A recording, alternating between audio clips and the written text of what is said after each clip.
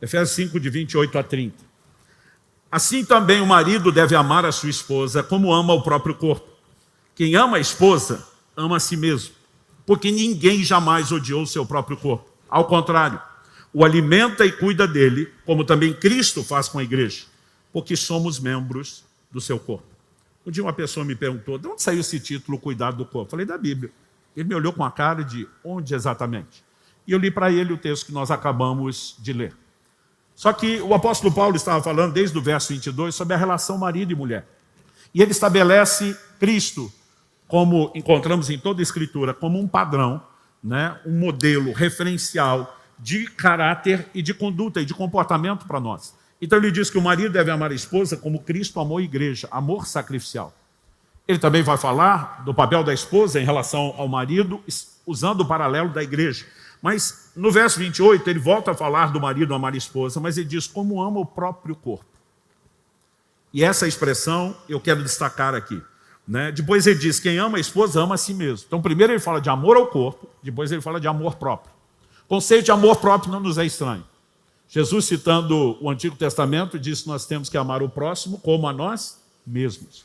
Mas o amor próximo, o amor próprio, é algo bem abrangente. Agora, quando Paulo fala amor ao corpo, ele está sendo específico sobre que departamento de si mesmo você deveria manifestar amor. Na sequência, depois dele dizer, né, que o marido deve amar a esposa como ama o próprio corpo, quem ama a esposa ama a si mesmo, ele diz no verso 29, porque ninguém jamais odiou o seu próprio corpo. Agora ele sai de amor para ódio.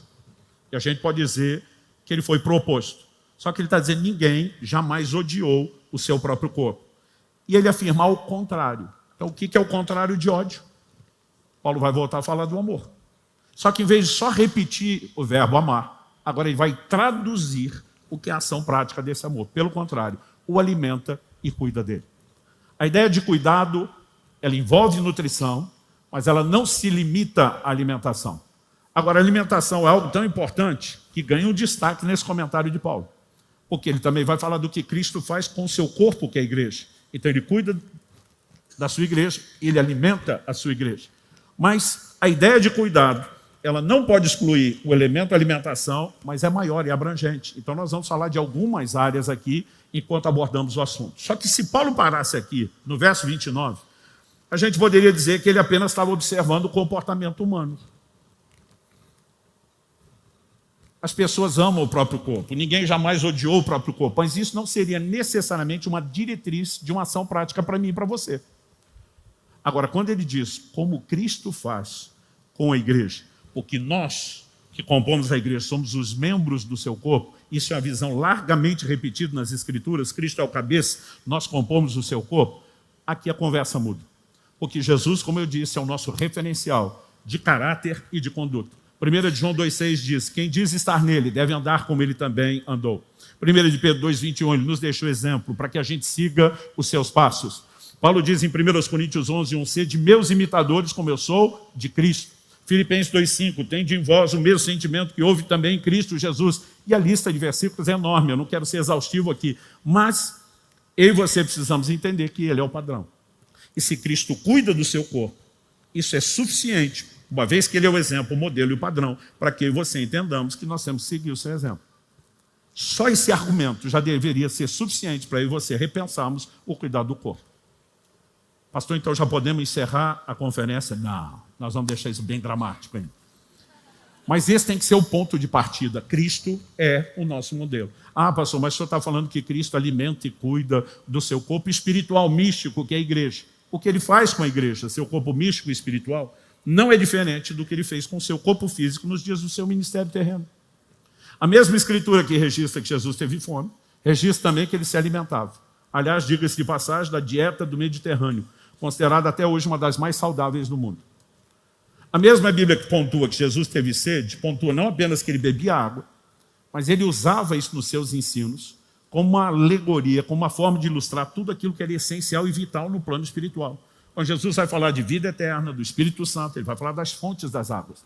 O que mostra que não apenas ele, enquanto Criador, reconhecia o quão vital era a ingestão de água, mas ele sabia que ele tinha uma base comum de entendimento nos seus ouvintes para poder explorar isso. A Bíblia também nos mostra que o mesmo Jesus, né, que se cansou e teve sono, ele descansava e dormia. Ele não apenas descansava e dormia, como ele exigia isso dos seus discípulos.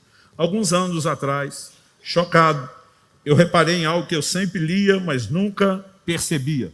Até porque eu sempre joguei no time dos imperativos.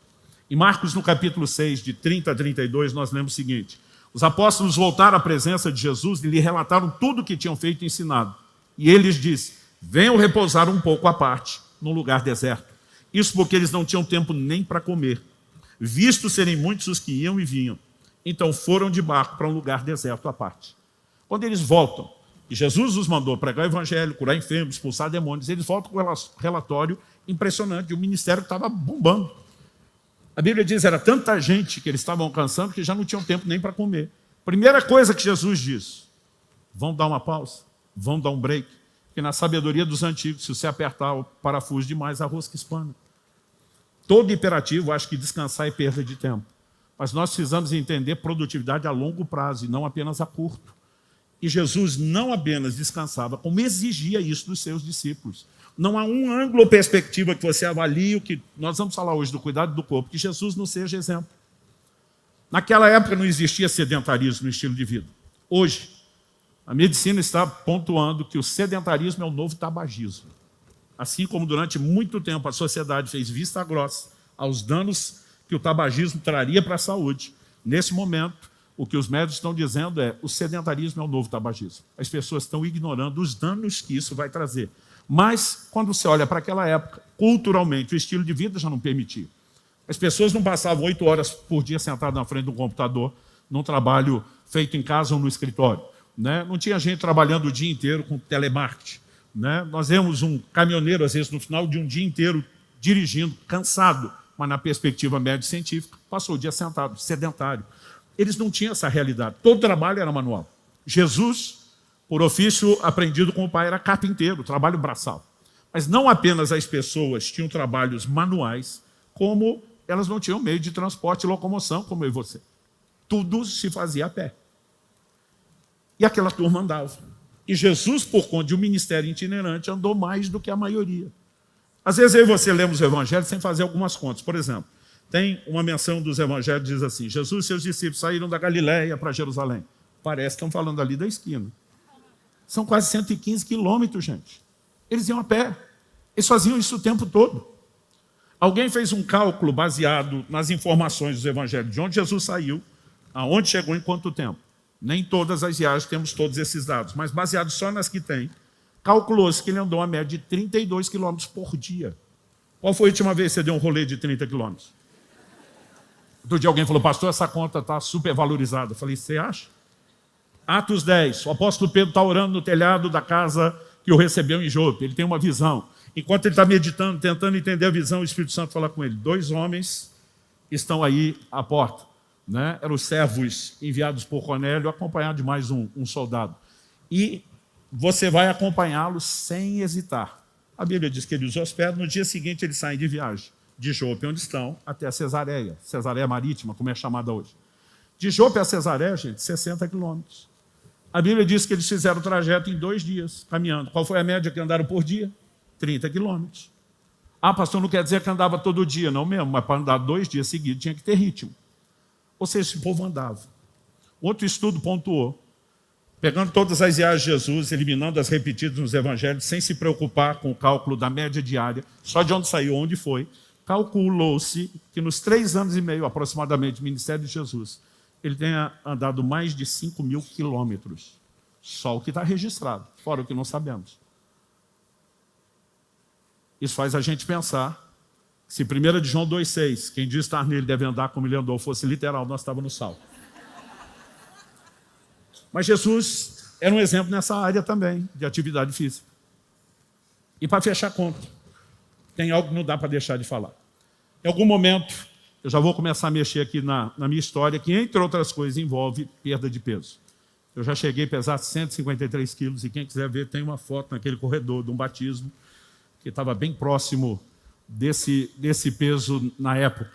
Né? E os meus amigos, porque, gente, algo que ninguém pode negar é que os gordinhos são divertidos. E os meus amigos gordinhos, eles me contam, desde toda essa mudança, ficam tirando onda. Eles dizem assim, falam para mim, você traiu o movimento, você abandonou o sindicato, você renegou a causa, você desertou, você debandou, mudou de lado, eu ouço de tudo. Mas com todo respeito aos ex-colegas de sindicato, Jesus era magro. Mas magro assim, estilo meu dedo minguinho. Fit no nível profissional. Pastor, o senhor tem certeza? Tem. De onde podemos chegar a essa conclusão? Avaliando os mesmos dados que nós avaliamos para descobrir quanto ele andava. Jesus, na minha visão, ele tem que ser... Níquel, por favor, fique de pé. Jesus era mais magro que o níquel, gente. E olha que o shape do menino é impressionante.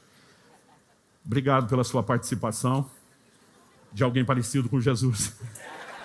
Eu pedi para o Níquel ficar em pé porque foi ele que me fez fazer a conta.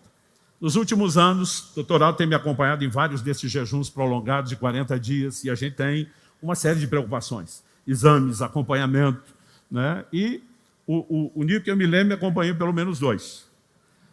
Quando ele disse que ia acompanhar no segundo, quase me deu uma gastura. Porque ele não tinha recuperado o peso. Ele é aquele tipo de gente que você ora para não pecar por inveja. Porque não engorda nem tentando, gente. Tem hora que eu falo para Deus, isso é uma má distribuição de metabolismo. É injusto. E quando ele me disse que ia entrar, eu fiquei preocupado. Ele é um pouco maior do que eu. Eu me lembro, estava com 69 quilos. Ia entrar no jejum de 40 dias. E eu perco de 12 a 16 quilos nesses 40 dias. Não quer dizer que todo mundo vai perder a mesma coisa. Eu estou lá preocupado, sem querer externar isso para ele, mas ao mesmo tempo não podendo ser responsável, eu só pergunto, você consultou com o doutor Aldo? Ele falou, sim, ele está me acompanhando. Então não falei tanto com ele, eu mandei a mensagem para o Aldo. Falei, doutor, eu acho que o Nico não aguenta o segundo jejum. Ele falou, por que não? Eu falei, doutor, ele não tem reserva de gordura suficiente para isso. O Aldo falou, tem.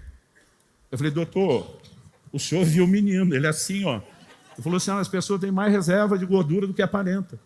Né? Mas pode ficar tranquilo, eu vou monitorar de perto e eu vou te avisando. Com 25 dias de jejum, já tinha chegado em 7% de gordura corporal. O menor índice que eu terminei no final de 40 foi 8,5, depois de 40. Ele estava com 7 com 25 dias. Faltava uma semana, o Aldo me avisa, bateu em 3,5. Já estava padrão fisiculturista em competição. A pele fica assim, ó, quase um papelzinho, né, de fina. Eu ligo para ele preocupado e pergunto, você está tendo fome? E por que eu fiz essa pergunta? Quando a Bíblia diz que Jesus, ao final dos 40 dias, teve fome, isso é a fome real. Acabaram-se as reservas de gordura. Porque, gente, nós falamos de jejum prolongado, isso assusta um monte de gente. Porque a maioria das pessoas, nos primeiros 3 dias, quem tentou isso, a maioria nunca fez um. Né? Mas quem tenta um já normalmente desanima. Quem vai para o 2 desanima mais ainda. E quem vai para o 3 volta para o desânimo do primeiro dia, mas não para o do segundo. Porque são os primeiros piores dias. O seu corpo em desintoxicação, se você não alimenta direito, você vai ter dor de cabeça, vai ter irritação, vai ter uma série de problemas e fome. Mas essa fome que você tem, na verdade, é seu corpo gritando pelo quê? Energia. Que energia que movimenta seu corpo? Glicose. Então, você parou de comer glicose, no jejum a gente normalmente para de comer tudo, né? Não tem energia entrando para o seu corpo. Como que seu corpo vai fazer? Ele migra para uma fonte alternativa de energia, glicogênio, armazenado, né, nos seus músculos e principalmente no fígado. O que é o glicogênio? Glicose você ingeriu antes, numa quantidade maior do que o que consumiu, o seu corpo armazenou. Só que esse estoque, essa reserva é pequena. E no máximo 3 dias, seu glicogênio acaba. Quem treina pesado não vai chegar a isso de jeito nenhum. Né? Mas, no máximo 3 dias, isso vai acabar. Quando acabar, seu corpo vai migrar para uma segunda fonte alternativa de energia, as reservas de gordura. A partir desse momento, o que são as reservas de gordura? Glicose você ingeriu, além do que seu corpo queimou, além do que ele conseguia estocar como glicogênio, vai virando reserva de gordura.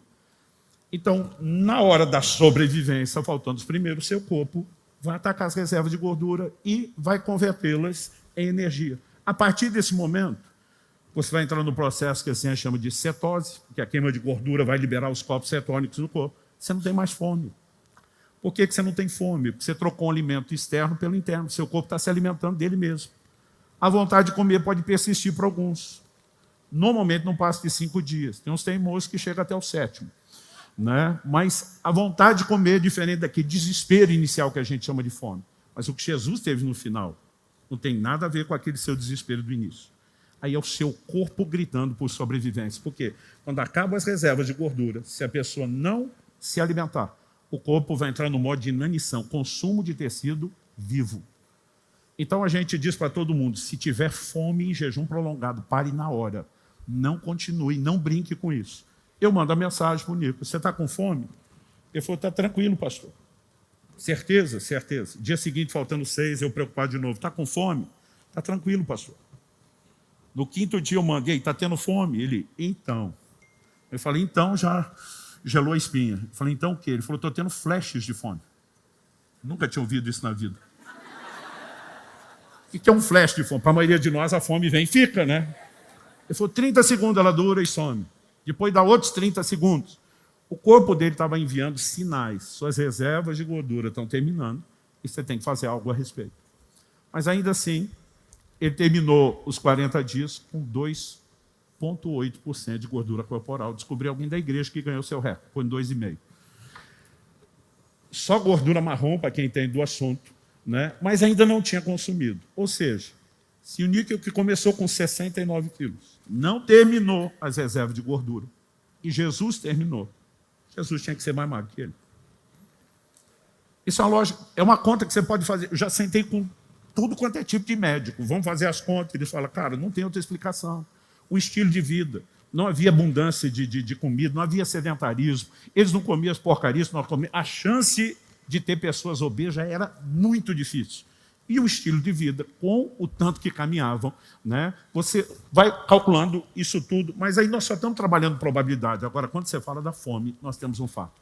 Ou seja, não há ângulo que a gente vai abordar aqui, que Jesus não seja um exemplo. E eu e você precisamos tê-lo como exemplo. Durante muitos anos eu não entendi isso. E porque não entendi os princípios, ignorava e vivi tudo diferente disso, até compreender. E ter a chance que vocês estão tendo de repensar e mudar. Então eu espero que a gente ajude nisso. Então me permita contar um pedaço da minha história, mesmo para aqueles que já sabem. Eu quero voltar pelo menos uns 16 anos atrás, talvez aí um pouquinho mais. Eu acho que isso que eu vou contar foi início de 2008. Se eu tiver errado, finzinho de 2007, mas eu acho que já era início de 2008. Eu faço essa conta porque 2003, 2005 e 2007 eu tinha pregado na igreja da pastora Rosela, em Fátima, uma amiga nossa, já esteve ministrando aqui, né? Eu já tinha pregado essas 3 vezes. E ela veio ao Brasil, e ela entra em contato comigo, a Kelly, dizendo, eu quero dar um oi para vocês, e nós a recebemos. E ela veio acompanhada de uma amiga, uma discípula dela, lá da igreja, que era médica. E essa italiana, a médica, ela falava bem o português pelo convívio com brasileiros. Então, quando elas chegaram, eu vi a reação. Linguagem corporal fala muito. A reação no rosto dela. Os olhos arregalados, olhando o meu tamanho. Mas ela não ficou só na linguagem corporal. Ela migrou para a verbal. Ela diz, pastor do céu. Cada vez que eu lhe encontro, o senhor está maior do que a última vez. Ela falou, desculpa, eu sou médica, eu não consigo não tocar no assunto. E já que toquei, vamos até o fim, ela falou. Ela olhou para mim e falou, pergunta, o senhor tem feito check-up? Para surpresa dela, que acho que esperava eu dar um sonoro, não. Eu respondi, sim. Ela, surpresa, disse, quando foi o último? Acho que imaginou uns 3, 4 anos. Falei, faz 2 meses. Ela de novo estava surpresa, falou, qual foi o resultado? Eu falei, está tudo bem. Quando eu falei, está tudo bem, pensa na cara de descrédito. Quando ela fez cara que não estava acreditando, eu lembro que eu falei para a Kelly, ela que tinha guardado, falei, amor, pega os exames, tipo, vamos esfregar na cara dela. E quando o Kelly levantou para pegar o exame, ela, não precisa pegar. Eu falei, só está fazendo um cara que não está acreditando. Ela falou, pastor, desculpa, se põe no meu lugar, difícil acreditar que o senhor com esse peso esteja bem. Mas eu vou ficar com a sua palavra, não vou olhar exame nenhum. Quando eu me senti com a confiança resgatada, eu descobri que ela só não quis olhar o exame, ela perguntou tudo. Como é que está o colesterol? Como é que estão os triglicéridos? Como é que está açúcar no sangue? Como é que está a pressão? E quando eu fui dando os resultados, ela ainda me olhando com a cara que não estava acreditando, ela pergunta, foi mesmo um cardiologista que fez esse check-up? Eu falei, foi. Ela falou, estou curioso para saber o que ele falou no final. Eu falei, então, ele estava assim que nem a senhora. Uma cara de que não está feliz, uma linguagem hostil, verbal e corporal. Né? Ele pega o resultado dos meus exames no envelope, ele joga na mesa com força. Eu lembro daquilo rodando e batendo no meu peito. Não que o papel vai machucar, mas ele estava externando a indignação dele. E ele olha para mim e diz assim, digamos que o senhor tem mais sorte do que juízo. Não era para com um peso desse, está tudo bem. E dentro de mim eu estou sorrindo, pensando, some de Deus. É nessa bobagem que eu vim bater hoje. Um dia desse, cheguei numa igreja, para fazer essa conferência. O irmão cedo, já na porta. A hora que eu entrei, cumprimentei, eu vi que ele estava meio estranho, voltei e falei, está tudo bem? Ele está. Falei, certeza. Ele falou, pastor, fala a verdade, o senhor vai bater em nós hoje? Falei, não vou não. Falei, pastor, para falar a verdade, não vou embora. Falei, não vou não. Ele fez uma cara de alívio, falei, vou bater na mentalidade que te escraviza, mas não em você. Falei, eu sou seu aliado, não sou seu inimigo. Mas nós vamos bater em alguma coisa hoje, só não é em você. Mas nessa mentalidade, nós com certeza vamos bater com força. Né? Daqui a pouco eu vou dar nome a isso. Eu não falei isso para o médico, nem para a italiana na hora, mas eu pensei.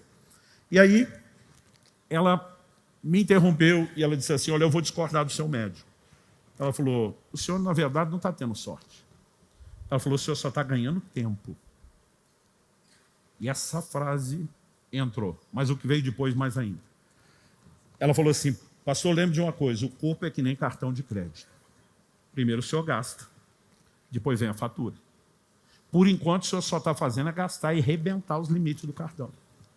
Aí diz, mas preste atenção, a conta vai chegar.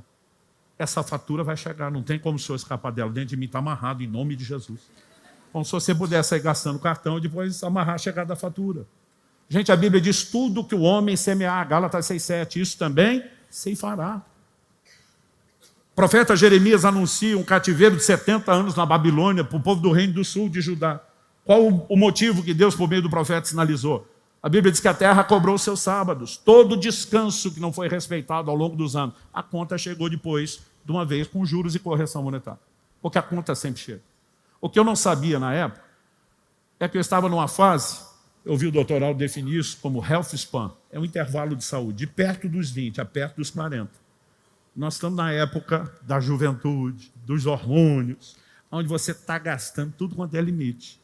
E a conta ainda não chegou. Mas a conta chega.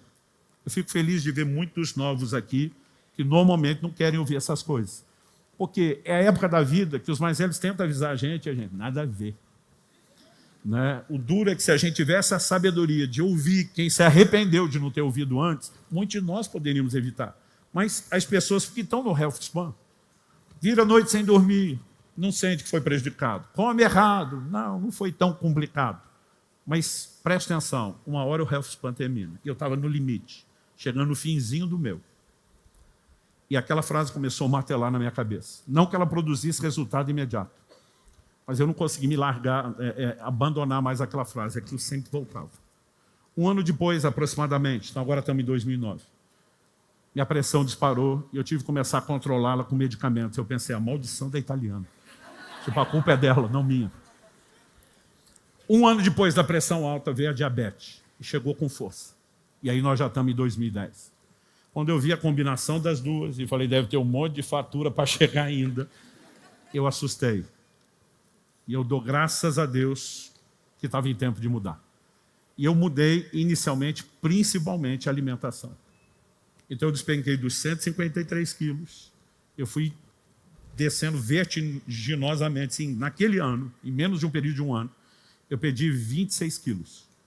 27 quilos, eu cheguei em 126 quilos. Alguém perguntou outro dia, pastor, por que parou com 126? Falei, porque a pressão normalizou, a diabetes sumiu, eu malandramente parei de emagrecer. Demorou para entender que eu estava gastando um pouco menos o cartão e que eu também teria que resolver isso. Mas eu ainda enrosquei nessa teimosia uns 3 anos e meio. A minha história só ia mudar para valer a partir de 2014. E quando eu falo do peso, às vezes até meus filhos, gente que o tempo todo teve convívio comigo, o pessoal da igreja está aqui desde o começo, tinha gente que falava assim, pastor, a gente nem lembra mais como o senhor era. Falei, eu lembro vocês, eu tenho umas fotos para mostrar. Mas tem uma foto de jaqueta marrom que eu estou segurando umas sacolas. Ela não é do auge, não. Isso é 2005, 3 anos antes da conversa com a italiana. Essa aqui eu devia estar com 136 quilos. Está difícil achar foto sozinho, foto onde eu não tenha colocado a Kelly na frente para esconder metade. Né? As fotos não tinham qualidade, foto que os púlpitos estão. Nós estamos numa casa. Me mandaram uma, que eu estou no auge, mas eu vou ter que expor outros 3 gordinhos. Né? Tá todo mundo abraçado junto, então não coloquei. Mas isso é para você ter uma ideia. Quando eu fui descendo, perdi 27 quilos no ano, eu achava que eu estava magro. Na minha cabeça eu dizia, foi quase 30 quilos, estou magro. E minha esposa dizia, amor, você ainda não emagreceu, você desengordou um tanto. Mas não dá para dizer bem que você emagreceu. E aí um dia eu estava pregando, e ela tirou uma foto minha, a foto da camisa verde. Esse aqui sou eu com 126 quilos. Ela falou, isso aqui é você magro. Eu falei, não, mas aí você mexeu no Photoshop. Eu falei, a barriga está enorme. Ela falou, amor, eu não mexi nada, isso aí é a foto. Ela deu essa foto para andar com ela para ver se ajudava. Eu coloquei no meio da Bíblia na época. E eu falei, mas o ângulo não favoreceu. Ela falou, meu amor, era o ângulo que eu estava te vendo pregar, era o ângulo que todo mundo estava te olhando. Esse é o magro que todo mundo está vendo. Eu falei, então não estou magro ainda. Mas porque tinha resolvido o problema da diabetes, da pressão alta, eu pensava, pelo menos estou na linha em que dá para se garantir. E demorou um tempo. Então Deus começou a me apertar, 2011, 2012 mais, 2013, eu brinco que foi o ano da conspiração divina. E aí foi uma pancadaria. Aí valia dedo no olho, mordida, cotovelado, não tinha mais limite. O que veio de conhecido, desconhecido, profeta, gente que não sabia que estava sendo usado por Deus, me confrontar ao longo desse tempo, você não tem ideia. Mas 2013, eu tive 3 conversas principais. E daqui a pouco eu vou falar sobre como Deus usou isso. Mas antes, eu preciso começar do primeiro tópico onde Deus precisou me desconstruir, que é o que eu chamo de espiritualização exagerada. E esse é o nosso primeiro tópico aqui. Pastor, o que é espiritualização exagerada? Nós somos seres espirituais. Jesus diz em João 3,6, o que é nascido da carne é carne, o que é nascido do espírito é espírito. Toda a relação com Deus está no nível do nosso espírito. João 4,24, Jesus diz, Deus é espírito, importa que os seus adoradores o adorem em espírito. Mas o que é espiritualização exagerada? Jesus diz, o que é nascido da carne é carne, o que é nascido do espírito é espírito. Mas ele não falou que você é um ou outro. Ele está dizendo que você é tanto um quanto o outro. Seu espírito recriado, nascido de novo, vive dentro de um corpo de carne. Que em 2 Coríntios 5, Paulo diz, se a casa terrestre do nosso tabernáculo se desfizer, a hora que esse corpo desfizer, filho, seu espírito parte, não tem condição de influenciar, tocar e abençoar mais ninguém. Espiritualização exagerada é quando a gente valoriza só o espiritual em detrimento do natural. Isso não é bíblico. Eu comecei a perceber que há assuntos que nós estamos espiritualizando e que a Bíblia não espiritualiza. Por exemplo, o apóstolo Paulo escreve a Timóteo, 1 Timóteo 5,23, diz, não beba somente água, beba também um pouco de vinho, por causa das suas frequentes enfermidades no estômago. Paulo tem um ministério de curas e milagres como poucos, mas ele não está oferecendo oração para Timóteo. Paulo ensina sobre fé e oração como poucos, mas ele não está mandando Timóteo orar. E eu não estou dizendo que a gente não deve orar pelas pessoas, nem que as pessoas não devem orar por questões de saúde. Mas Paulo está sendo pragmático. Ele está dizendo, meu filho, se você mudar a sua alimentação, recalibrá-la, introduzindo certos elementos terapêuticos que estão presentes nos alimentos que Deus criou, problema resolvido, não precisa nem de oração. Agora, de alguma forma, a gente sabe que a oração funciona e a gente acredita que isso nos dá o direito de ser negligente com a sensatez na alimentação para simplesmente brincar e depois dizer, eu peço para Deus resolver. Eu quero te dizer que nós estamos andando num lugar de deliberadamente enfrentar e afrontar o próprio Deus. Quando Satanás tenta Jesus e diz para ele, transforma as pedras em pães, nosso Senhor respondeu o quê? Nem só de pão viverá o homem, mas de toda a palavra que sai da boca de Deus. O que ele está dizendo? Você não é só uma matéria, um corpo a ser alimentado. Você também é um ser espiritual. Seu ser espiritual precisa de alimento para subsistência, como sua carne precisa, né, de alimento. E o alimento espiritual é a palavra. Mas se você inverter a frase de Jesus, ela segue sendo verdadeira. Nem só da palavra de Deus viverá o homem, mas também de pão. Porque Jesus fala isso no momento onde as reservas de gordura do seu corpo acabaram.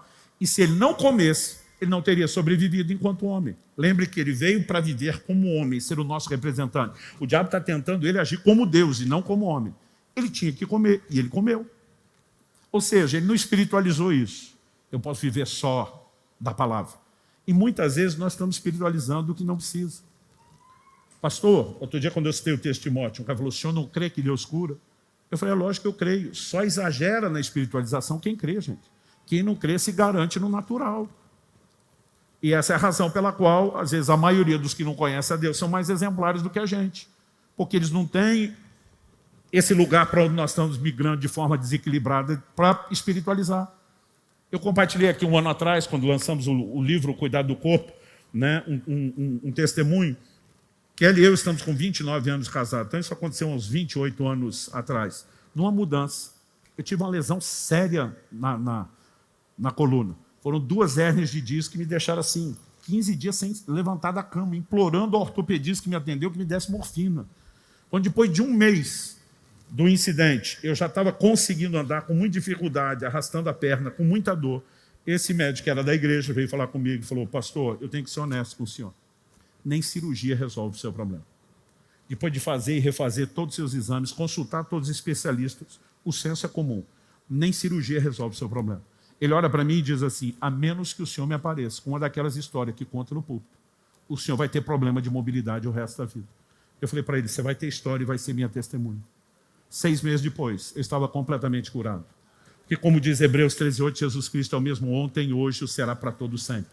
Ele não mudou, e nem essa noite. E eu quero te declarar que você está num ambiente de cura, onde a palavra e o poder do Espírito Santo estão em operação. Nós somos parte de um povo que vê milagre, e é só porque a gente vê que a gente acaba exagerando. Eu tive outros 2 problemas sérios na coluna. O primeiro foi por causa de um peso que eu peguei para carregar numa mudança. O segundo e o terceiro foram por causa do peso que eu estava carregando no corpo a mais. As outras 2 vezes, Deus me curou como na primeira. Na terceira, eu estava travado numa cama, sem conseguir me levantar, implorando misericórdia. A hora que Deus curou, eu comecei a chorar agradecido, louvar o Senhor. E o Espírito Santo falou comigo assim: eu não vou suspender para sempre as leis da natureza em seu favor. Eu entendi o ultimato. Entendi Deus dizendo: tu está de brincadeira, porque eu fico te socorrendo. Você acredita que pode viver em deliberada negligência? Ele não me disse que aquela era a última, mas eu não quis nem arriscar. Então, essas coisas começaram a chegar nessa época, tudo junto, convergindo de uma vez. E eu entendi: eu não posso espiritualizar essa questão do cuidado do corpo. Na mesma tentação no deserto, o diabo disse para Jesus: pula do pináculo do templo. Porque está escrito. Jesus tinha acabado de usar um está escrito. O diabo entra no modo: quer falar de Bíblia? Vamos falar de Bíblia. E ele cita uma porção da Escritura, está lá no Salmo 91. Está escrito: aos seus anjos dará ordem a teu respeito para que te guardem em todos os teus caminhos, de maneira que você não tropece com o seu pé em pedra. O que é que Jesus respondeu? Jesus não falou: está escrito coisa nenhuma, porque está lá até hoje. Jesus disse: também está escrito. E com também, Jesus nos ensina uma premissa: quem explica a Bíblia é a própria Bíblia. Então Jesus está dizendo: alto lá, Satanás, você pode ter citado uma porção da Escritura, mas a aplicação prática que você está fazendo não condiz com o resto da Escritura. E aí Jesus rebate: também está escrito: não tentarás o Senhor teu Deus. Jesus não está negando que Deus disponibilizou proteção por meio do ministério de assistência dos anjos. Mas ele está dizendo que isso não nos dá o direito de deliberadamente não nos proteger e pular do pináculo do templo, ou contextualizando, em cima de um prédio, ponte ou viaduto. Aliás, em Deuteronômio 22:8, eu disse: se vocês construírem uma casa com um terraço, andar superior, o próprio Deus diz: construa um muro, um parapeito de proteção. Porque se alguém cair de lá, o Senhor diz: o culpado do sangue é você, se não tiver muro. Mas Deus, o Senhor não guarda o seu povo quando eles estão em casa? Imagina Deus dizendo: não quer dizer que vocês não tenham que se guardar. Salmo 127. Se o Senhor não guardar a cidade, vão vigia a sentinela. A Bíblia não está dizendo que porque Deus guarda a cidade, a gente não põe sentinela. O texto está dizendo ao contrário. Não é porque botamos sentinela que nós vamos deixar de confiar em Deus. Porque não precisa ser um ou outro. Dá para ser tanto um quanto o outro. Quem está entendendo? Eu brinco que o crente no Brasil tem um hábito. Ele já vai no piloto automático. Então você veio para o culto hoje, você veio com o próprio carro. Não importa se conseguir o estacionamento do lado de dentro ou não, se o carro tem seguro, se você é desapegado ou não. Na hora que a gente desce do carro, a gente ora: guarda, Senhor. E qual o amém da sua oração? O apito do alarme. Está errado de orar? Não. Está errado de fechar o carro? Também não. Errado é achar que se fez um, não pode fazer o outro. Porque cabe tanto um quanto o outro. Quem está entendendo? Agora, na área de saúde, muitos de nós estamos tentando a Deus. Dizendo para Deus: não vou cuidar de nada, vou me jogar daqui de cima. E o Senhor que manda seus anjos para cuidar da gente. Isso é espiritualização exagerada. Desde garoto, meu pai estava muito um exemplo bíblico, que era o momento onde Jesus vai ressuscitar Lázaro. E ele dá uma ordem às pessoas que estão em volta e diz: tirai a pedra. A pedra tinha sido rolada, né, na frente do túmulo e as pessoas estavam preocupadas. A irmã de Lázaro disse: Senhor, já cheira mal, são 4 dias. Jesus disse: deixa comigo. Mas na hora de tirar a pedra, ele terceirizou. E meu pai dizia: aquilo que só Deus pode fazer, e para Deus não tem limite, um morto pode estar lá com 4 dias cheirando mal, não há situação que Deus não possa resolver. Meu pai dizia: o que só Deus pode fazer, confie nele de todo o coração. Ele dizia: o que está ao nosso alcance, ainda mais aquilo que ele delegou para a gente não pode ser negligente. Jesus está dizendo, rolar a pedra é com vocês. Eu não sou obrigado a fazer tudo. De alguma forma, eu nunca vi meu pai aplicar isso na área da saúde. Eu consegui aplicar isso em muitas outras áreas, mas demorou para trazer para esse terreno. Mas teve um momento que eu tive que acordar e mudar. E a primeira coisa, né, que eu realmente quero chamar a sua atenção aqui é justamente isso. Nós não devemos espiritualizar o que não precisa. Até porque, como eu quero te mostrar, né, a própria palavra de Deus, ela vai nos apresentar, nós vamos falar de várias áreas aqui do cuidado, ela vai nos apresentar uma visão e uma percepção de que eu e você temos responsabilidade e nós precisamos cuidar dos nossos corpos. Mas a primeira coisa é parar de espiritualizar. E antes de falar do restante, eu quero trocar um pouquinho. Eu gostaria de chamar meu amigo Dr. Aldrin. Hoje não é mais só meu médico. A gente pode dizer que é um amigo. E o Dr. Aldrin, ele tem 5 especializações médicas diferentes. É lógico que é um cristão, né? É alguém envolvido no Ministério da Pregação, pastoral, e, como tal, evidentemente, ele também apresenta a parte e o aspecto bíblico. Mas algo que tem sido assim, importante para mim ao longo da caminhada tem sido poder reconhecer a maneira como ele consegue juntar tudo aquilo que a Bíblia diz e ainda nos fazer entender com clareza, né, a relação que isso tem com a ciência. Sua primeira especialização foi como médico pediatra, depois o senhor fez homeopatia, depois medicina ortomolecular, depois oncologia integrativa. Onde que entrou a nutrologia? Nutrologia. Nutrologia e, por último, oncologia integrativa. Né? Ou seja, o homem tem bagagem.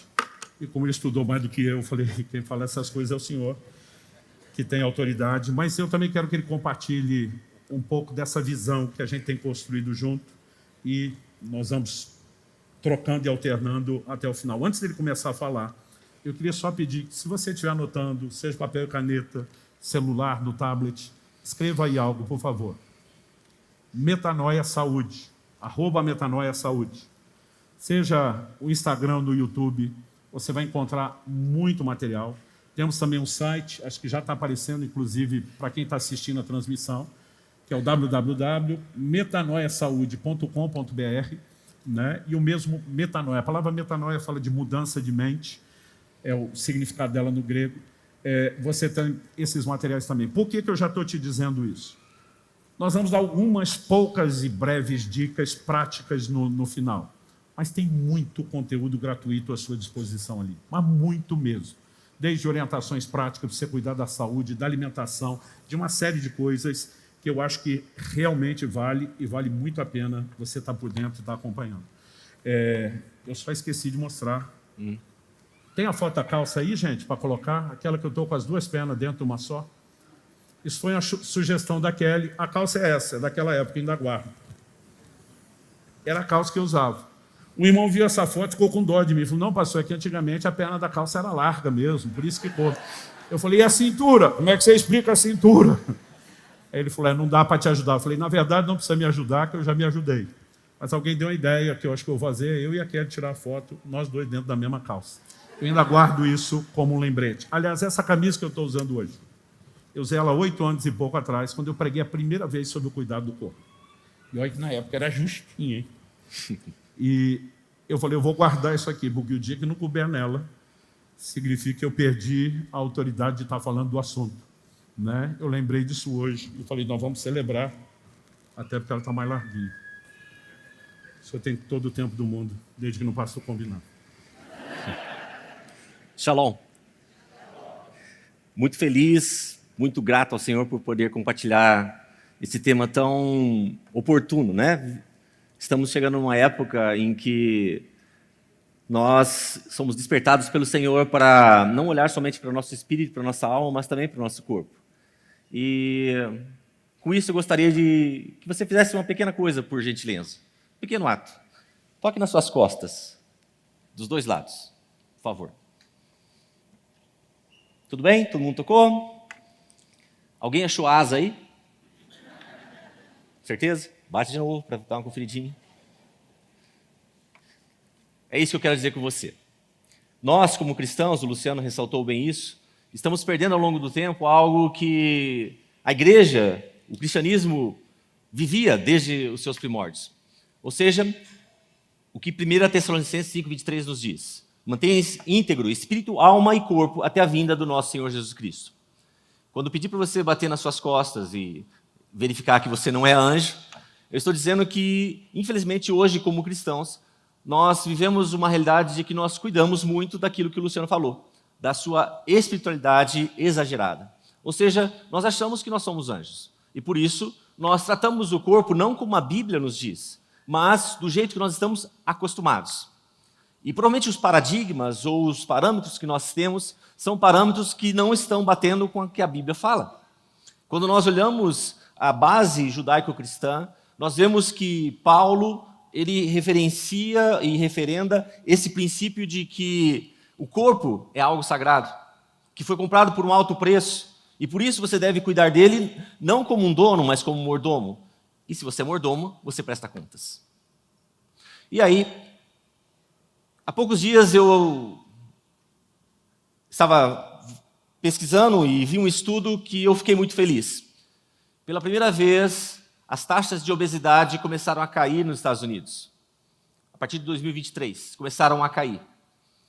Só que há um detalhe muito específico para os cristãos. Um estudo cujo título era, uma tradução livre, "Os irmãos estão se alimentando com muito mais do que a boa palavra de Deus", mostrava que entre os cristãos norte-americanos ali do sul dos Estados Unidos, o índice de doenças cardiovasculares, diabetes, hipertensão, infarto, AVC, era muito maior do que a população em geral. Por quê? Vou dizer um ditado para vocês. Crente come. E come muito. E come mal. E come na hora errada.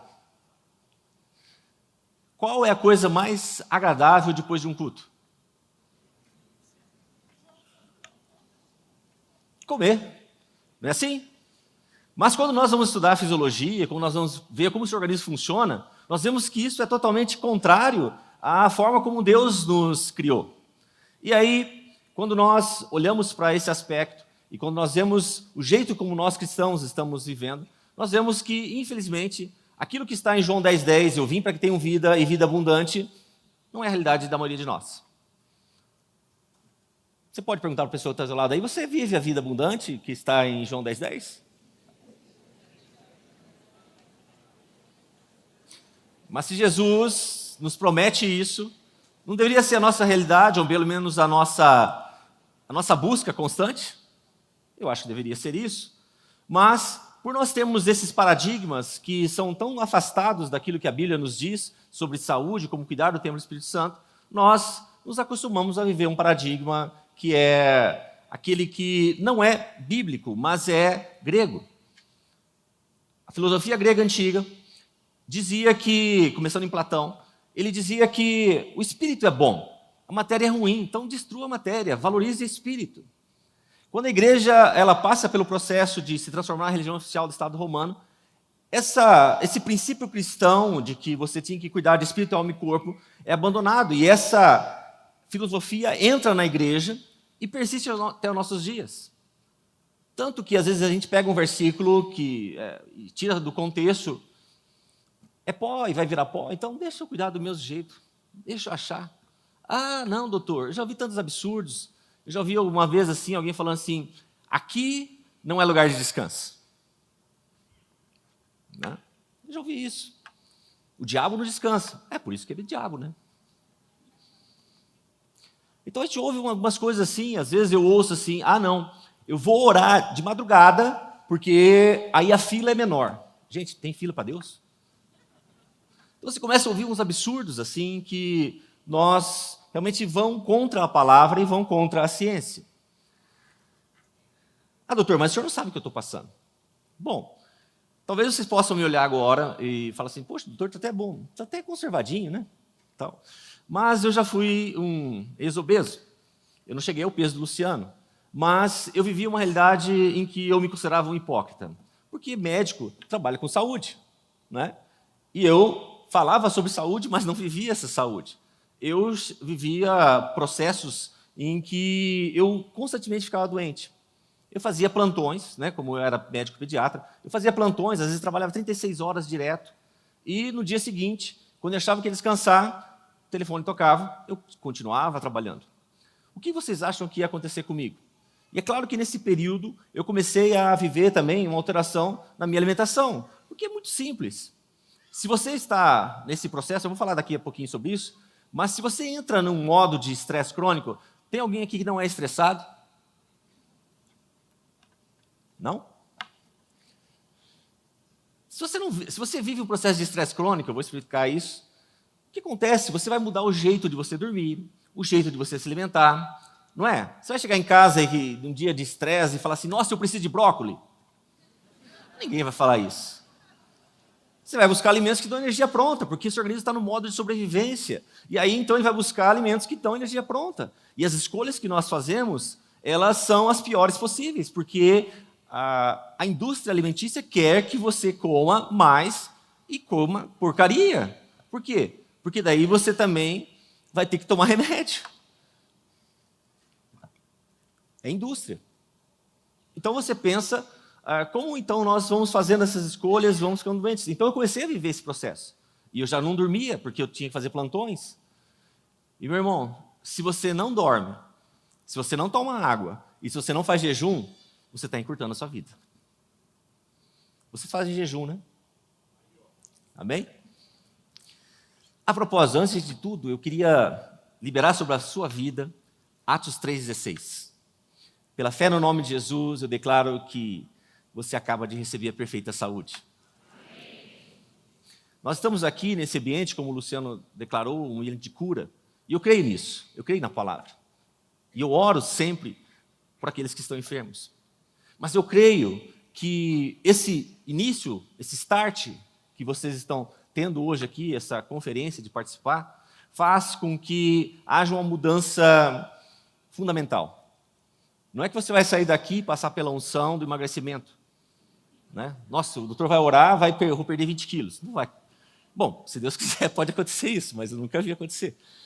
Mas uma coisa vai mudar de hoje para amanhã, a sua atitude. Você não pode mais continuar a pensar da forma como você pensava até hoje. Porque como o Luciano falou, Romanos 8,29 nos diz que eu e você fomos criados para sermos conforme a imagem do Filho. Eu e você temos um modelo. Quem você tem colocado como modelo no lugar de Jesus? Se eu perguntasse para você quem é seu modelo de vida saudável, talvez, se o Luciano tivesse assim, tecido uma construção tão bonita sobre Jesus como seu modelo, provavelmente você nem ia pensar em Jesus como seu modelo de vida saudável. Você ia colocar qualquer outro exemplo, talvez um youtuber, talvez um ator, uma atriz, eu não sei. Mas dificilmente a gente caçaria Jesus aí nesse parâmetro. Mas como o Luciano falou, quando eu comecei a escrever o livro, ele começou a escrever o livro, nós compartilhamos, e nós sempre nos moldamos ou nos pautamos por algo. Jesus. Ele é o centro. Ele é o centro.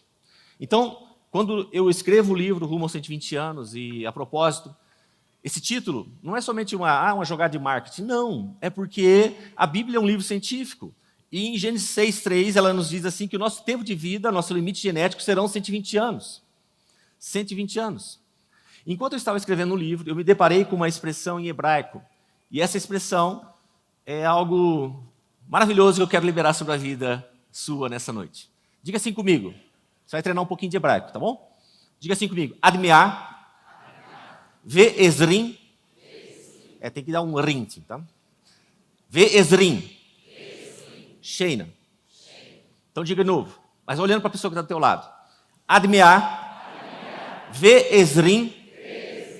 Sheina. Sabe o que você acabou de liberar sobre a vida dessa pessoa que está do seu lado? Olha para ela de novo e diga assim. Pode olhar bem na batatinha dos olhos dela. Assim. Diga assim para ela assim. Que você viva 120 anos. Profeta? Glória a Deus. Então, enquanto eu estava escrevendo esse livro, me deparei com isso, e é uma expressão que os judeus usam para desejar que aquela pessoa tenha um feliz aniversário. Ou seja, olha, eu estou declarando sobre a sua vida que você cumpra todo o propósito que Deus tem para você. 120 anos.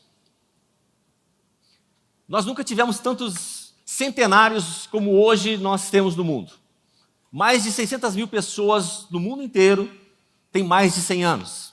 E eu creio que já estou vendo aqui vários centenários que vão chegar a mais de 120 anos. Mas não é só chegar aos 120 anos. Como que você vai chegar lá? A pergunta que eu quero fazer para você, hoje você vive ou você sobrevive?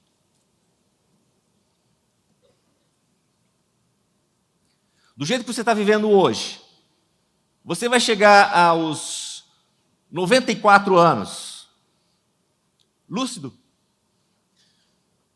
caminhando, agachando, subindo escada. Como você vai chegar?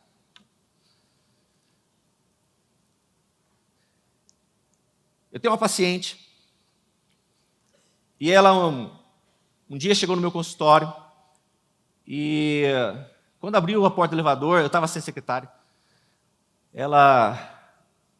quando eu a vi, eu falei assim, Dona Ieda, a senhora veio sozinha? Sim, meu filho, vim sozinho. Ué, mas... Não, meu filho pegou o Uber para mim, eu vim, tal. Andando, tal. Aí comecei a conversar com ela. Dona Ieda, como que é o seu estilo de vida? E ela fala assim, não, eu me alimento... eu durmo com as galinhas, né? Dorme cedo, acorda cedo, faz um bom café da manhã. Eu vou falar sobre isso daqui a pouquinho, quando a gente falar sobre alimentação, sobre como deve ser seu relógio biológico, como deve ser seu ritmo circadiano, como você deve respeitar isso, tá? Então, a partir de hoje, a propósito, diga assim comigo, eu não vou ser mais igual ao crente. Eu não vou comer depois do culto. Eu só vou comer antes do culto. Amém?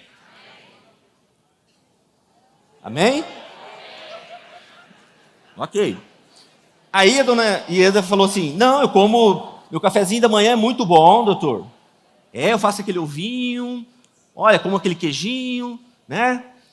Doutor, na minha comida, só como as coisas que Deus criou. E começa a falar, eu faço as minhas coisinhas, eu faço jejum. A senhora faz jejum, dona Ieda? Faço jejum, a partir das 16 horas não como mais não. Todo dia, jejum intermitente. Tomo minha aguinha. Esqueci de falar a idade da dona Ieda, né? 94 anos. Lúcida. Como você quer chegar? Aí quando eu falo para vocês sobre essa questão de entender o cuidado do corpo como templo do Espírito Santo, basicamente nós estamos trabalhando no que nós chamamos de teologia do corpo. Eu sei que vocês já são muitos teólogos aqui, mas talvez sobre essa parte específica do corpo, quase nunca nós ouvimos falar. Ou se ouvimos muito pouca coisa, mas não temos um aprofundamento do que como a Bíblia fala, como Deus enxerga eu e você. E aí quando nós olhamos, comecei a estudar sobre o livro, sobre esse assunto, e fui levado pelo Senhor a escrever esse livro, rumo aos 120 anos, eu comecei a ver exatamente que o Senhor, quando Ele escreve a palavra, Ele nos coloca fundamentos de uma vida saudável. Ele coloca parâmetros para que nós possamos viver, para cumprir toda a vontade dEle. Então, assim, quando eu vejo você aqui, eu entendo que eu quero que você, eu sei que você quer no seu coração dizer assim, Deus, eu quero cumprir todo o propósito que o Senhor tem para mim. E para isso, não adianta você falar que eu vou cuidar só do meu espírito e da minha alma. Porque muitas das doenças ou muitas das situações que às vezes nós achamos que são emocionais, na verdade são fruto de alterações físicas que estão acontecendo. Alterações na sua fisiologia, ou seja, no jeito que está funcionando. Alterações nos seus hormônios. Só vou contar um exemplo para vocês. Eu atendi um casal de pastores jovens. Ele 24, ela 23, 22 anos. E eles estavam em crise no casamento. Eles estavam em crise. E aí eu comecei a perguntar para eles o que estava acontecendo. Eu falei assim, doutor, nós não temos vida conjugal, está muito difícil. Tal. E aí eu tinha pedido os exames, eu pedi os exames daquele jovem, e quando eu olhei, eu falei assim, olha, provavelmente o seu problema não é demônio, é hormônio. A testosterona dele era de um homem de 80 anos. Então, assim, falei assim, olha, dá para resolver essa situação. Aí a gente fez toda a modulação hormonal e tal. Aquele casal voltou a ter vida conjugal. Entenderam? Muitas das situações que às vezes nós passamos, doutor, estou passando uma depressão, estou passando um quadro de ansiedade. Talvez, ok, tem vários fatores, não é? Vários gatilhos. Mas, às vezes, existe aquela base física, fisiológica. E nós, somente como bons cristãos, valorizamos somente a parte espiritual. Que você tem que valorizar. Mas ela tem que estar em equilíbrio com o seu físico. E aí, quando nós começamos a olhar o jeito como nós vivemos, nós começamos a perceber que a grande maioria de nós está vivendo um padrão totalmente afastado da Bíblia. E um dos parâmetros é 1 Pedro 5,7. Lance sobre Deus a vossa ansiedade, pois Ele tem cuidado de vós. Naquele processo que eu estava falando para vocês, de que eu estava vivendo, de enfermidade, de doença, é claro que as pessoas que mais sofrem são as pessoas que mais próximas a você, a sua família. Porque você vai ficar mais irritado, porque se você está vivendo um processo em que você está desrespeitando as leis naturais, as leis fisiológicas, as leis que o Senhor estabelece para você cuidar do seu corpo, você começa a criar toda uma bagunça. Então, lembra que eu falei para vocês que eu estava no modo de sobrevivência. O que é isso, modo de sobrevivência? Quando Deus nos cria, Ele cria mecanismos que nós chamamos de estresse fisiológico. Ou seja, mecanismos que te propiciam, te possibilitam que, numa situação de perigo real, você tenha condições de lutar ou fugir. Então, o seu organismo ele vai se preparar para isso, ele aciona um sistema nervoso autônomo, ele tem esse nome porque controla as funções que não dependem da tua vontade. E aí, então você vai se preparar para lutar ou fugir, e quando passa o perigo, o que acontece? Você vai relaxar. É assim que Deus te criou. Fase 1, perigo, perigo, perigo. Fase 2, a grande maioria de nós não entra mais na fase 2. Só fica na fase 1. Agora imagina esses hormônios fora do contexto. Você faz o que nós chamamos de estresse crônico. E quando você faz um processo de estresse crônico, aquilo que Deus criou para te proteger começa a se destruir. Você entendeu isso? E quanto mais tempo você vive esse processo, mais dano você vai ter. E aí que entra aquela questão que provavelmente você vai no médico e quando ele vai fazer a anamnese, o questionário, ele vai falar assim, quais são as doenças que tem na sua família? E talvez você vai enumerar algumas. Talvez ele pergunte para você, tem diabetes, tem hipertensão, tem infarto, tem câncer, tem Alzheimer? Por quê? Porque nós sabemos que existe o fator genético, mas existe o fator epigenético. Talvez você venha de um ambiente obesogênico. Ou seja, na sua família havia aquele terreno propício para a obesidade. Ou às vezes de um ambiente ansiogênico. Ou seja, gerador de ansiedade. E aí nós sabemos na medicina que as pessoas que vivem nesses ambientes têm maior tendência a desenvolver determinados tipos de doenças, porque existe um padrão. Aí, o que acontece? Quando você vive esse padrão de estresse crônico, ou seja, você começa a mudar o jeito do seu organismo funcionar, cada um de nós tem um órgão-alvo, um órgão que vai ser mais afetado, que vai ser mais atacado. Agora, pensa comigo. Se você está num processo de estresse crônico, você começa a mudar o jeito de você funcionar. Lembra que eu falei que você entra no modo de sobrevivência? Se você entra no modo de sobrevivência, você não responde às circunstâncias, você reage. Qual que é a diferença de um e de outro, doutor? Vou fazer a pergunta para você. Você acha que Jesus respondia às circunstâncias ou reagia às circunstâncias? Ele respondia. Por quê? Porque ele não andava no modo de sobrevivência. E quando você está no modo de sobrevivência, você começa a mudar a bioquímica cerebral. Você começa a mudar neurotransmissores. Você começa a mudar vias neurais. Você começa a fazer com que haja uma alteração na dopamina, que é o neurotransmissor, o hormôniozinho da recompensa. Né? Vocês lembram aquele desenho, Corrida Maluca? Que tinha lá o Muttley. O que ele dizia lá? Medalha, medalha, medalha. Não é isso? Recompensa, recompensa, recompensa. Dopamina, dopamina, dopamina. Nós vivemos hoje na sociedade da dopamina. A gente quer recompensa rápida. A gente precisa de recompensa, né? Porque hoje nós vivemos na sociedade do cansaço. Ou seja, as nossas expectativas são tão altas, tão elevadas, e colocam essa expectativa em nós, que você não consegue cumprir isso. Por isso, então, você entra numa frustração, precisa de dopamina. E qual que é a dopamina mais rápida? Vou fazer um barulhinho para vocês aqui. O que veio na sua mente? Refrigerante. Aí com o refrigerante você já pensa assim, nossa, aquele cheirinho de uma pizza calabresa. Você entendeu o que é dopamina? É a antecipação da recompensa. Não é a pizza em si, é a antecipação da recompensa. Você começa então a mudar, mas só que a dopamina está ligada com memória e concentração, você começa a esgotar isso. Você já percebeu que a gente está ficando cada vez mais esquecido? A gente está muito esquecido. Aí, quando você pensa na dopamina também, ela está ligada com a libido, desejo.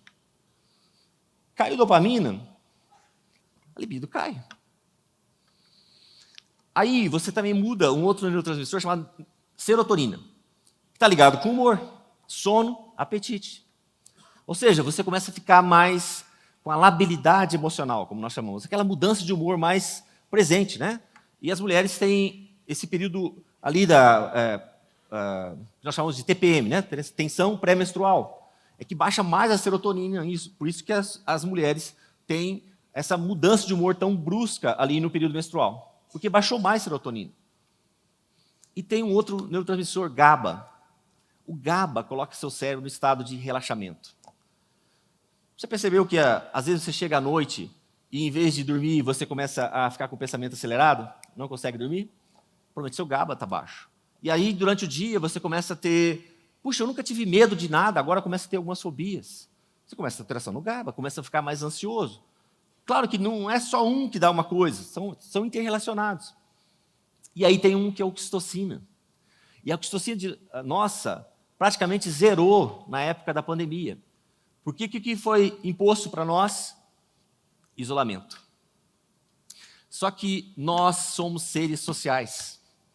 Nós precisamos de relacionamento. Tanto que a palavra relacionamento, dá uma reladinha na pessoa que está ao teu lado. Relar, você tem que relar. Aí o que aconteceu? Uma explosão de doenças psiquiátricas. Transtorno de ansiedade generalizada, crise de pânico, síndrome de pânico. Por quê? Porque nós nos afastamos. E a oxitocina é um neurotransmissor, um hormônio que está muito ligado com essa questão da neuroplasticidade. Ela ajuda a fazer um reset nas vias neurais. Ajuda a desligar esses neurônios de preocupação. Porque num ajuntamento, num ambiente assim, onde existem palavras e são liberadas palavras de vida, o que acontece? Cura. É por isso que você não pode deixar de se congregar. É por isso que você tem que estar presente, é por isso que você tem que se relacionar. Então, olha o que vai acontecendo conosco. Nós vamos nos isolando. E quando mais nós nos isolamos, mais o nosso organismo entra nesse processo, nesse círculo vicioso. Ou seja, nós vamos, então, automaticamente destruindo o nosso organismo. Com isso, você cria um terreno para várias doenças. Né? Hoje nós somos... Você sabe que o Brasil é o país mais ansioso do mundo? Nós somos o país mais ansioso do mundo. Os Estados Unidos são o mais depressivo. Nós somos o mais ansioso. Então, nós vivemos esse padrão de ansiedade. E aí, 1 Pedro 5,7. Lance sobre Deus a vossa ansiedade, porque Ele tem cuidado de vós. Você tem lançado sobre Deus? Ou você lança e pega? Entenderam? Nós lemos algo na palavra, e a palavra nos fala, lance sobre Deus a vossa ansiedade. Só que quando você olha aquilo que você está vivendo, Você fala assim, mas eu não estou vivendo isso, eu não consigo viver isso. Porque nós continuamos pensando da mesma forma como nós estávamos acostumados, paradigmas que não são paradigmas bíblicos, pensamentos que não são mais. Por isso que Romanos 12:2 nos diz, não vos conformeis a este mundo, mas transforme-se pela renovação da vossa mente, para que você seja capaz de experimentar a boa, perfeita e agradável vontade de Deus. E quando a Bíblia fala sobre algo, ela não fala somente sobre um aspecto. Ele estava falando sobre a parte espiritual, a parte de eu mudar minhas emoções. Quando ela está falando sobre essa mudança de mente, ela está falando sobre algo físico. Por quê? Porque se você vive num processo de estresse, esse estresse crônico, você começa a ter um aumento de hormônios, entre eles o cortisol. Esse hormônio é fundamental para o seu organismo, é ele que faz você, te prepara para você viver seu dia. Mas, quando ele está fora do eixo, o que acontece? Ele começa a bloquear no seu cérebro uma substância, o GDNF ou BDNF, que faz a multiplicação, a regeneração de neurônios, ou seja, você começa a perder nervos, neurônios, ou seja, você começa a ficar burro. Basicamente é isso. Você perde a capacidade de raciocínio. E aí, olha o que acontece.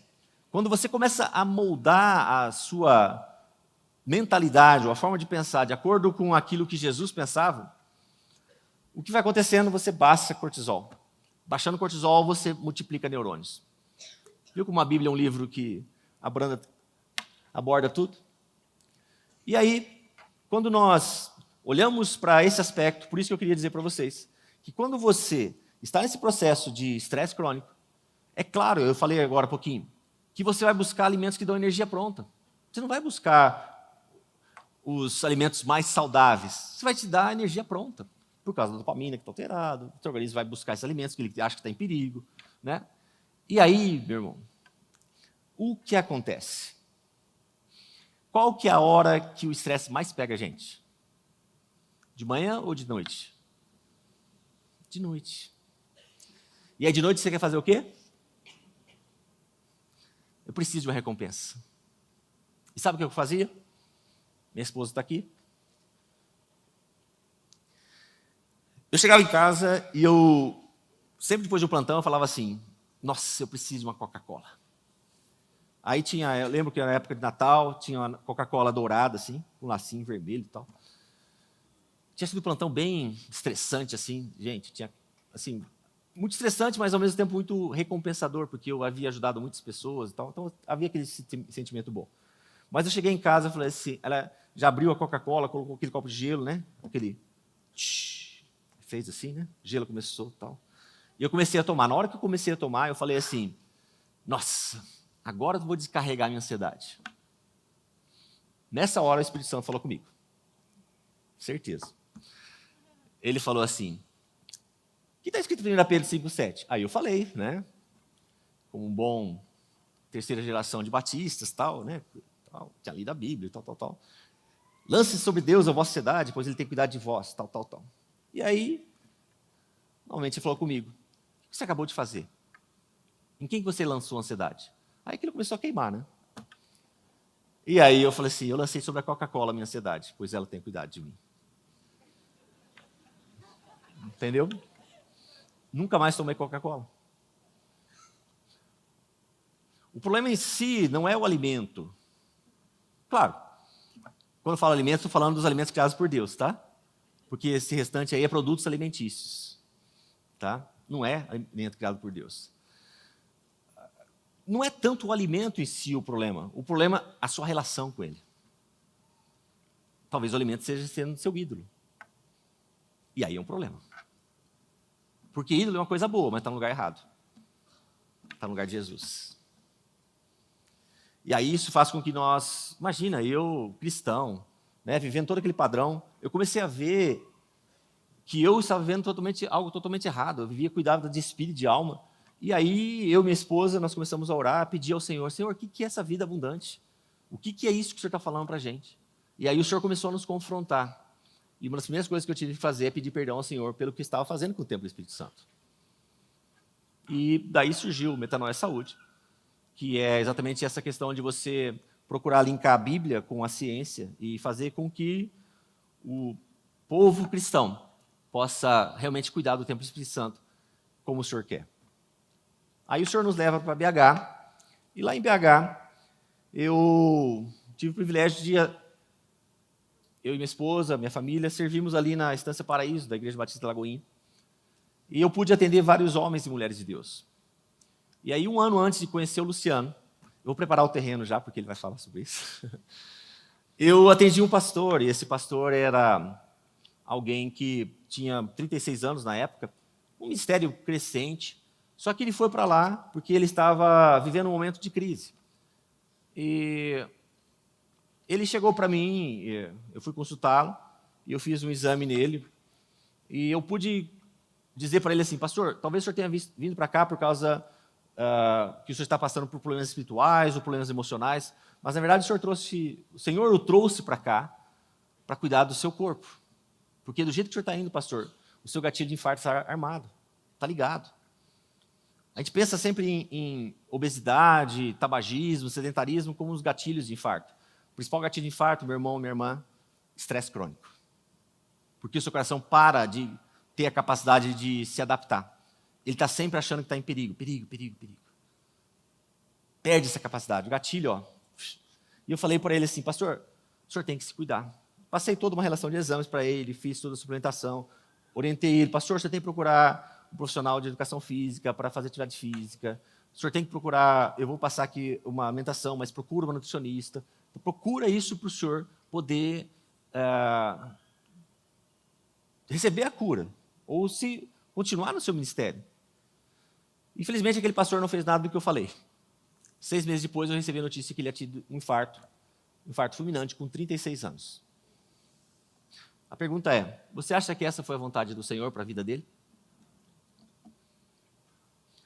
Se estão liberados 120 anos, provavelmente ele abreviou muito a sua vida.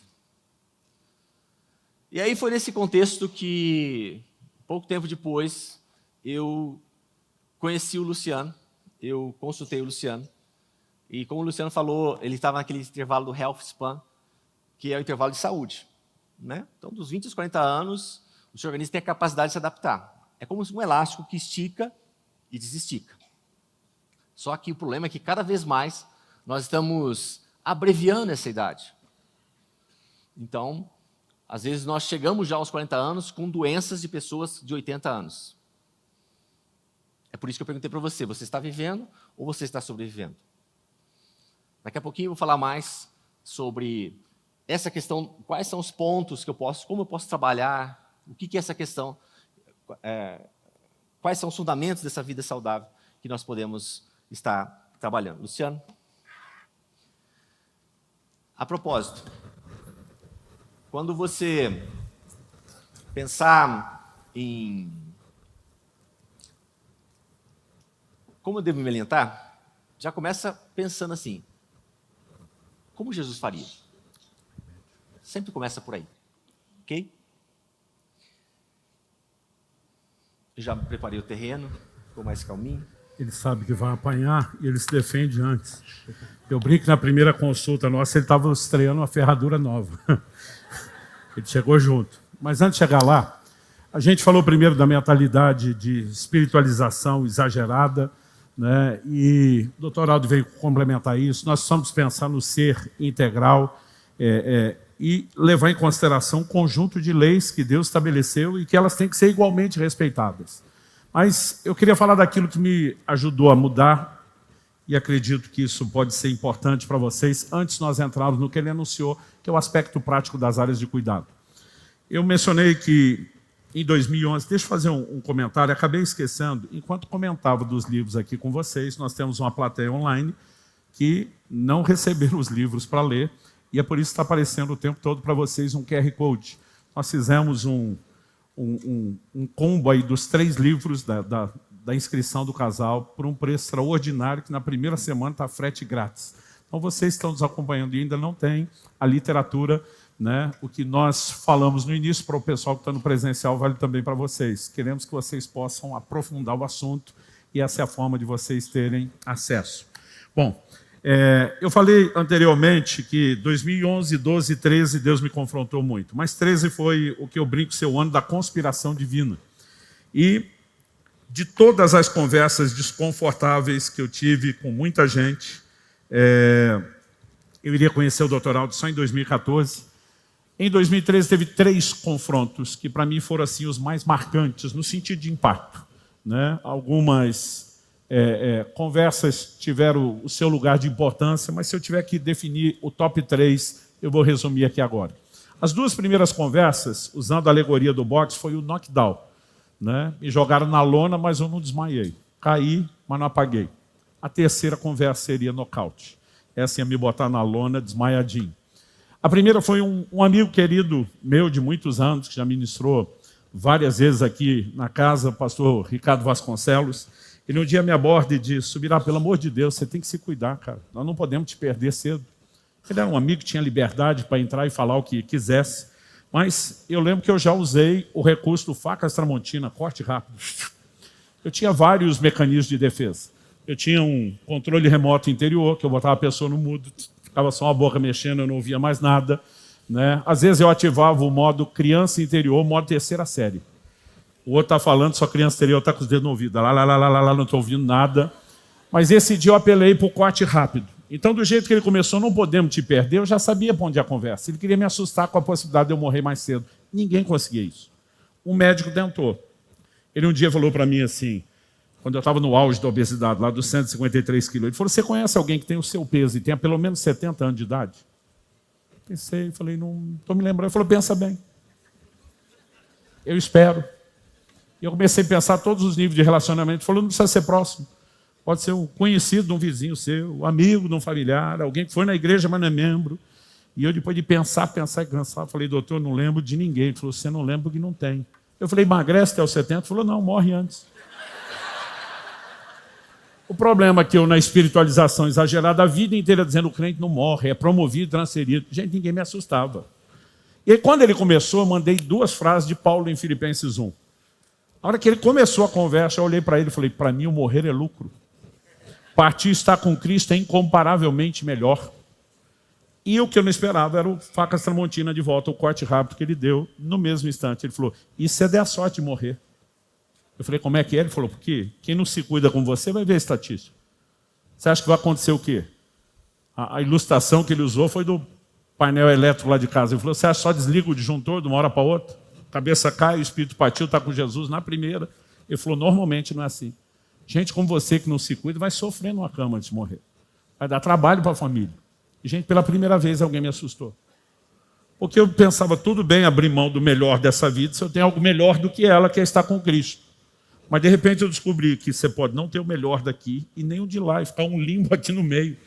E não é uma coisa nem outra. Pela primeira vez, aquilo me chocou. Ainda estava tentando processar, ele mandou a segunda.